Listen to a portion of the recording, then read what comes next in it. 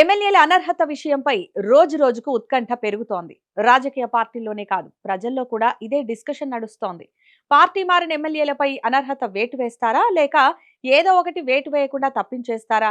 అసలు స్పీకర్ ఏ స్టెప్ తీసుకుంటారు అన్న డిస్కషనే నడుస్తోంది.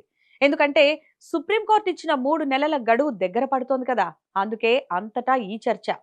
ఇదిగో ఇలాంటి టైంలోనే పార్టీ మారిన వారిలో 9 మంది ఎమ్మెల్యేలు సీఎంతో భేటీ అయ్యారు. ఒక్క కడియం శ్రీహరి తప్ప మిగతా వారు సీఎంను కలిశారు. అయితే అందరిపై అనర్హత పడుతుందో లేదో తెలీదు కానీ ఒక 2-3 ఎమ్మెల్యేలపై మాత్రం ఖచ్చితంగా వేటు పడుతుందని గుసగుసలు వినిపిస్తున్నాయి.